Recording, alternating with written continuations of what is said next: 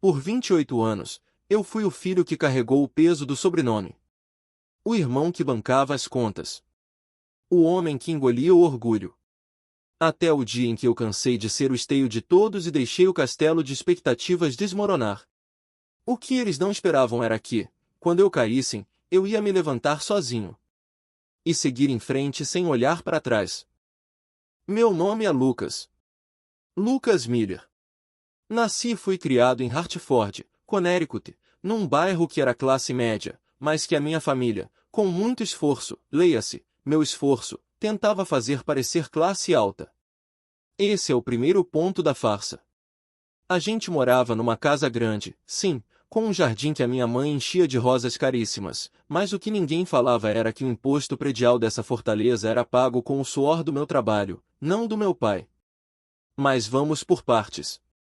A expectativa era clara desde criança, eu, sendo o filho mais velho, tinha que ser exemplo. Exemplo de força, de sucesso, de estabilidade. Meu pai, Robert, era um homem que teve uma carreira mediana em seguros e que vivia do glamour de um passado que talvez nunca tivesse existido, o famoso quase jogador de beisebol da faculdade. Ele parou no quase.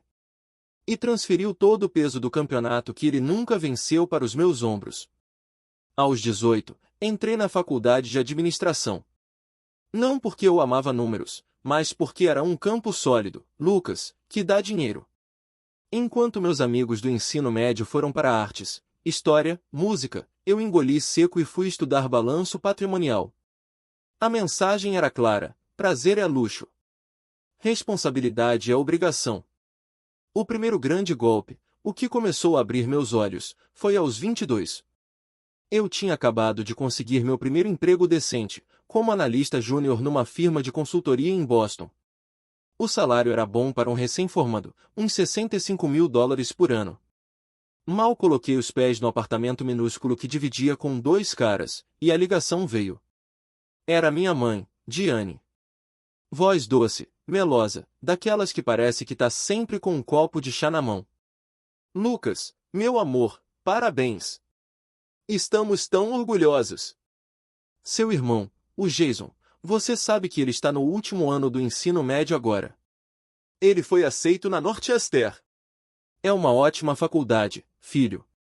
Que ótimo, mãe! Fico feliz por ele, eu disse, genuinamente. Só tem um pequeno detalhe, amor. A bolsa não cobre tudo. E seu pai e eu, bem, as coisas estão apertadas com a hipoteca da casa nova. A gente estava pensando, já que você está tão bem estabelecido agora, se você não poderia ajudar o Jason com a mensalidade? São só uns $1.500 por mês. É temporário. $1.500 por mês, mãe? Temporário por 4 anos, minha voz quase falhou. 1/3 do meu salário líquido sumindo antes mesmo de eu pagar meu próprio aluguel. Lucas, é família. A gente se ajuda. Você sempre foi o forte. O Jason precisa de você. E assim foi. Eu, o forte. Eu, o pilar. Eu, o banco. Assumi a mensalidade do Jason. E o temporário virou permanente. E não parou por aí. Passou a ser os livros, são muito caros, Lucas, depois o notebook novo, ele precisa para as aulas de programação, depois ajuda com o aluguel do apartamento dele no 2º ano, Boston é tão cara, irmão. Enquanto isso, eu vivia com restos. Meus sapatos tinham solado, meu carro era um Corolla 2008 que tossia na subida, e meu luxo era uma cerveja barata no fim de semana. Mas na foto de Natal, todo mundo sorrindo na sala de estar impecável da casa dos meus pais, eu era o filho bem-sucedido. O orgulho da família. Por dentro, eu era um ralo de dinheiro e aprovação. E o Jason? O queridinho, o intelectual, o futuro promissor. Não me entendam mal, eu gosto do meu irmão. Mas ele aprendeu rápido o jogo. Aprendeu que um telefonema dramático sobre o estresse da faculdade, ou uma visita com ar de cachorrinho perdido, resultava em uma transferência do Zelle da minha conta para a dele. Ele se tornou um mestre em manipulação passiva, e meus pais, os seus maiores fãs. A gota d'água, ou melhor, o dilúvio, veio 3 anos atrás, quando meu pai se aposentou cedo. Aos 58 anos, decidiu que merecia descansar. Só que o plano de aposentadoria dele era uma piada. E adivinha quem se tornou o plano de aposentadoria complementar? As visitas a Hartford começaram a ter sempre a mesma conversa de fundo, sussurrada por minha mãe na cozinha enquanto ela me servia um bolo que eu não queria. Seu pai está tão cansado, Lucas. Aquele bônus que você recebeu, você não vai fazer nada com ele, né? A gente poderia reformar o quintal, fazer um deck. Faria tão bem para a saúde dele. E eu, como um idiota, dizia assim. Por que dizer não era um terremoto? Era o olhar de decepção do meu pai, a frieza súbita da minha mãe, o silêncio no grupo da família no WhatsApp. Meu não era tratado como uma traição. Como eu ousava guardar dinheiro para mim, para meu futuro, talvez para um apartamento meu, quando a família precisava? A sensação era de estar preso num casulo de expectativas. Eu me via no espelho do banheiro do meu apartamento meia-boca e não reconhecia o homem de quase 30 anos com olheiras e um peso nos ombros que parecia físico. Eu namorava esporadicamente, mas nenhum relacionamento vingava. Que mulher ia querer um cara cuja primeira prioridade sempre era a família distante? Cuja conta bancária sangrava todo mês para sustentar o estilo de vida dos outros? Até que veio o evento. O que eu chamo de o jantar da máscara caída. Foi no último Natal. Eu tinha acabado de receber uma promoção importante no trabalho, para gerente sênior. Um salto salarial significativo. Em vez de felicidade, senti um frio na espinha. Eu não poderia contar para ninguém. Esse dinheiro tinha que sumir, tinha que ser minha fuga secreta. Comecei a planejar em silêncio, talvez um apartamento melhor, talvez investir, talvez viver. Mas é claro que a notícia vazou. Minha mãe tem um sexto sentido para quando a conta bancária da família aumenta. Ela viu uma foto que marquei no LinkedIn e fez as contas. O jantar começou normal. Peru seco, conversa fiada. Meu pai falando dos velhos tempos. Jason, agora formado e entre empregos, falando de suas ideias milionárias que nunca saíam do papel. E então, na hora da torta de maçã, minha mãe baixou a faca. Lucas, querido, ficamos sabendo da sua promoção. Que maravilha! Finalmente! Agora sim você vai poder ajudar de verdade. Eu congelei. Ajudar com o quê, mãe? Meu pai limpou a garganta. Bem, filho, com essa nova posição, você deve estar ganhando, bem, o suficiente. O Jason aqui está com uma oportunidade incrível. Um amigo dele precisa de um sócio para abrir um food truck. Um investimento inicial de $50.000. É uma chance única. Jason sorriu, esperançoso. É um conceito incrível, mano. Comida fusion coreana-mexicana. Vai ser um sucesso. Eu olhei para os três. A expectativa no ar era tão densa que dava para cortar. Eles já tinham gasto o dinheiro na cabeça deles. Eu só precisava assinar o cheque. $50.000, eu repeti, em um sussurro. E o que eu ganho com isso? Um silêncio constrangedor caiu sobre a mesa. Meu pai franziu a testa. Ganhar? Lucas, é seu irmão. É a família. A gente não ganha com a família, a gente apoia. Foi aí que algo dentro de mim quebrou. Uma corda que estava sendo esticada há 28 anos finalmente arrebentou. Eu vi a cena de fora do meu corpo. Vi o sorriso confiante da minha mãe, a expressão arrogante do meu pai, o olhar dependente do Jason. E eu vi o fantoche que eu era, com as cordas presas nas mãos dos três. Respirei fundo. A voz que saiu de mim não parecia minha. Era calma, plana, sem emoção. Não. A palavra ecoou na sala silenciosa. O que? Meu pai perguntou, como se não tivesse entendido. Eu disse não. Não vou dar $50.000 para o Jason abrir um food truck. Não vou pagar mais a hipoteca de vocês. Não vou mais bancar a vida de adulto do meu irmão. Chega! O caos se instalou. Foi como se eu tivesse cuspido no retrato de família. Minha mãe começou a chorar, aquelas lágrimas perfeitas, de novela das 9. Como você pode ser tão egoísta, Lucas? Depois de tudo que fizemos por você. Meu pai bateu o punho na mesa. Você deve respeito a esta família. Você é quem você é por nossa causa. Jason apenas me olhou com ódio puro. Você está me ferrando, mano. É só dinheiro. E naquele momento, olhando para o rosto distorcido pela raiva do meu irmão, eu entendi. Eu nunca tinha sido irmão para ele. Eu era um recurso. E quando um recurso diz não, ele vira um inimigo. Eu me levantei, calmamente. Peguei meu casaco. Não, pai. Eu sou quem eu sou apesar de vocês. E a partir de hoje, eu vivo por mim. Saí da casa naquela noite fria de Connecticut, e pela primeira vez em uma década, o ar que eu respirava não pesava nos meus pulmões. Era leve. Era livre. Eu tinha acabado de cometer, aos olhos deles, a maior traição possível, eu tinha escolhido a mim mesmo. Mas o que eu não sabia, era que a guerra só tinha começado. Eles não iam me deixar sair tão fácil do papel que eu interpretava a vida toda. A tentativa de controle, a manipulação emocional, isso ia atingir um nível que eu nem imaginava. A primeira semana após o jantar foi um silêncio ensurdecedor. Bloqueei todos no WhatsApp, nas redes sociais. O telefone celular, que antes vivia piscando com mensagens cheias de emojis e pedidos indiretos, ficou mudo. Era estranho. A paz tinha um gosto amargo de solidão e um doce alívio de liberdade. Pela primeira vez, meu salário entrou na minha conta e ficou lá. Não havia uma conta urgente da casa dos meus pais, uma emergência do Jason. Eu olhava o extrato do banco no celular e sentia um misto de triunfo e terror. Triunfo por ver o número crescer. Terror por saber que aquele silêncio era só a calmaria antes da tempestade. E a tempestade veio. Não como um trovão, mas como um vazamento lento e tóxico. Primeiro, foi através da minha tia, irmã da minha mãe.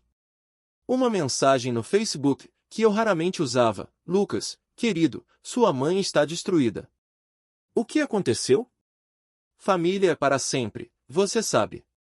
Liga para ela, pelo amor de Deus. Ela não está comendo direito. Ignorei. Bloque. Depois, veio um e-mail do meu pai, com cópia para o Jason. Um texto longo, cheio de acusações veladas e jargão de autoajuda barata. Falava sobre gratidão, honra aos pais e o perigo do individualismo. Dizia que minha atitude era uma fase de rebeldia infantil e que eu ia me arrepender amargamente quando estivesse sozinho no mundo. Ameaçava, sem dizer diretamente, com uma reavaliação da minha posição na família. Como se eu fosse um sócio sendo expulso da empresa. Excluí sem responder. Mas a terceira investida foi a mais baixa. E a que quase funcionou. 2 meses após o jantar, em uma tarde de domingo cinzenta, a campainha do meu apartamento tocou. Eu não esperava ninguém. Atendi pelo interfone. Lucas? É o Jason.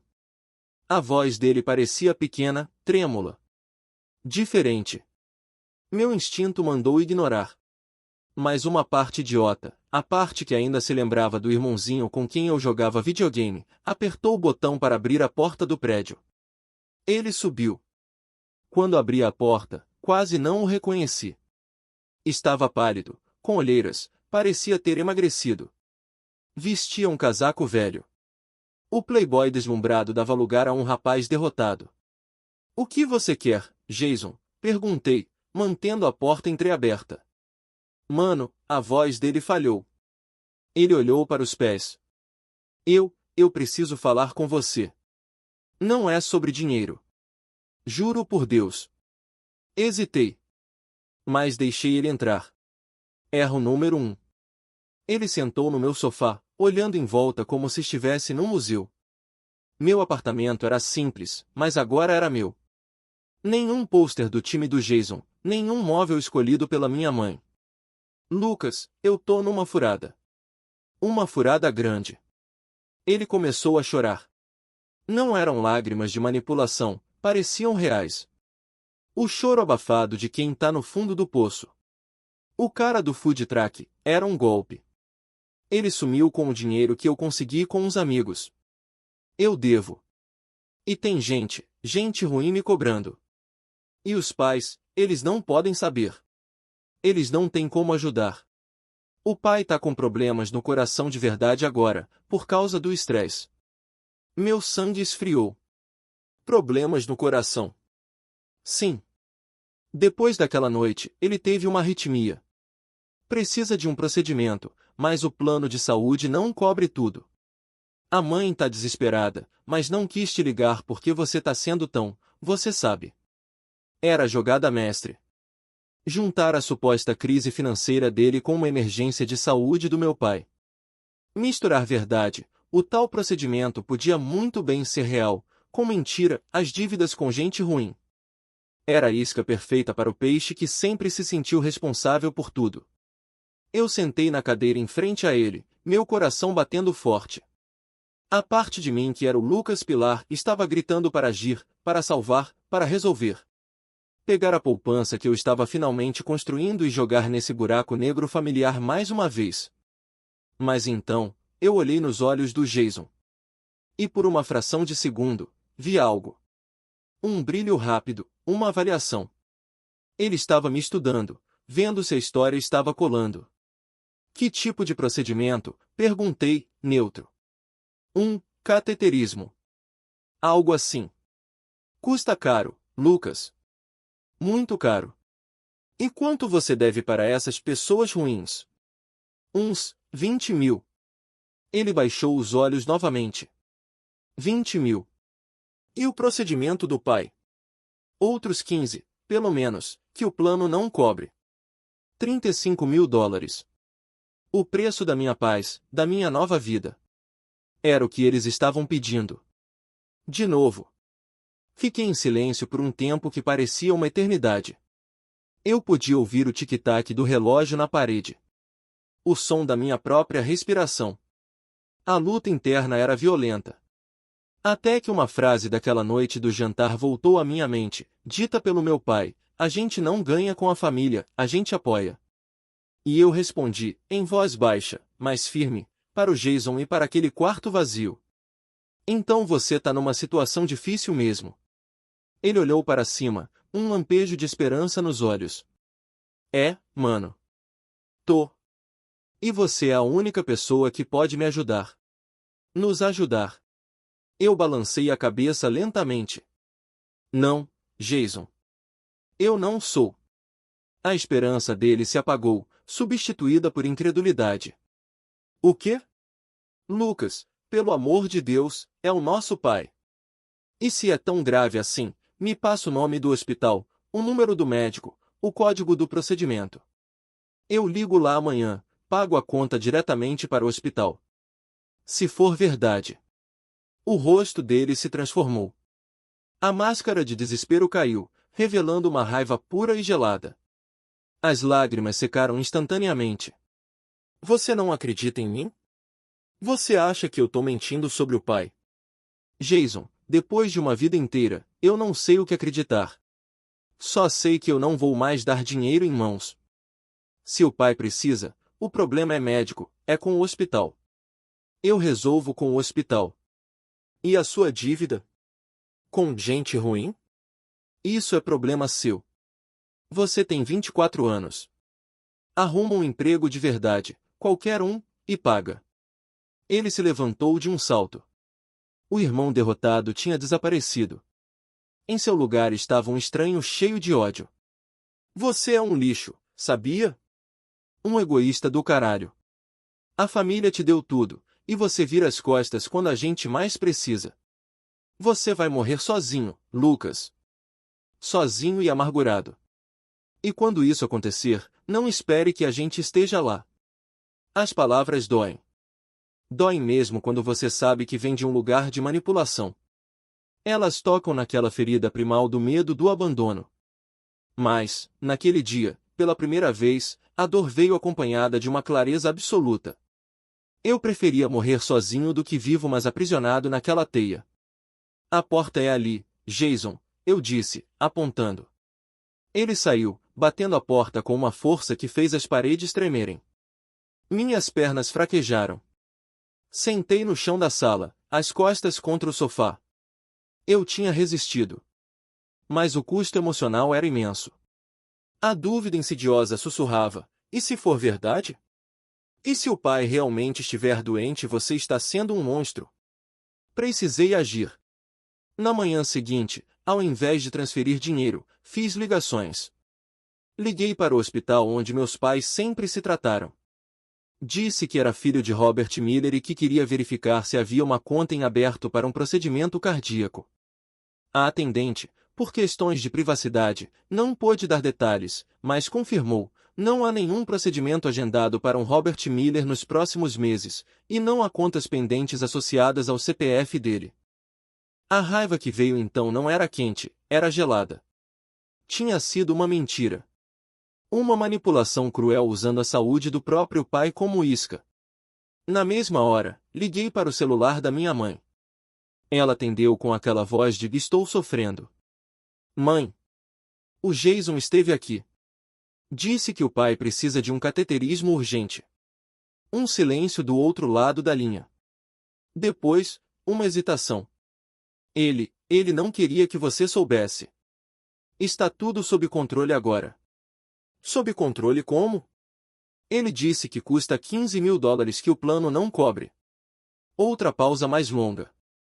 Bem, nós estamos vendo, talvez não precise mais, os médicos estão reavaliando. Não havia mais dúvidas. Era tudo teatro. Uma armadilha emocional montada com precisão cirúrgica. Desliguei o telefone. Naquele momento, qualquer último fio de culpa que ainda me prendia a ele se rompeu. Foi um luto.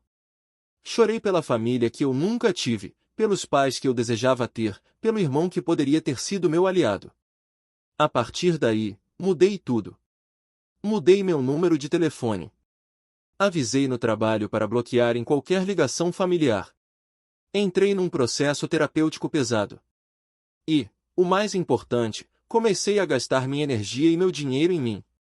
1 ano se passou. Hoje, estou escrevendo isso de varanda do meu apartamento novo, em Miami. Paguei a entrada com o dinheiro que não mandei para Hartford. Tenho um carro que não quebra a cada esquina. Voltei a fazer aulas de pintura, um hobby que abandonei na adolescência porque não dava futuro. Conheci uma mulher, a Sofia, que gosta de mim por quem eu sou, não pelo que eu posso prover. Ela ri quando conto algumas das histórias, mas vê a cicatriz que ficou. E a família? O que restou dela? Recebi um cartão de Natal genérico, sem mensagem pessoal, assinado mãe e pai. Jason, segundo uma prima distante que não me bloqueou, tentou de fato o food truck com outro sócio, faliu em 6 meses e agora trabalha em um call center. Meus pais venderam a casa grande e mudaram para um condomínio menor. A vida deles, sem o subsídio permanente, encolheu para o tamanho real da aposentadoria deles. As cobranças pararam. O controle acabou. Não porque eles mudaram, mas porque eu mudei. Eu parei de atender o telefone emocional que eles sempre discavam. E quando você para de alimentar um parasita, ele vai procurar outro hospedeiro, ou definha. A reviravolta final, irônica e amarga, veio há 2 semanas. Uma ligação de um número desconhecido de Connecticut. Atendi, por curiosidade mórbida. Era meu pai. A voz era velha, cansada, sem a pompa de antes. Lucas. É seu pai? Sim. Estou ligando porque sua mãe está no hospital. Nada grave, uma crise de ansiedade. Mas ela pediu por você. Fiquei calado. Lucas, nós, talvez tenhamos sido duros. Talvez tenhamos errado. Você poderia vir? A família precisa se unir nesses momentos. Ouvi a mensagem por trás das palavras. O talvez. O tom de quem não se arrepende, mas sente falta do conforto que eu proporcionava.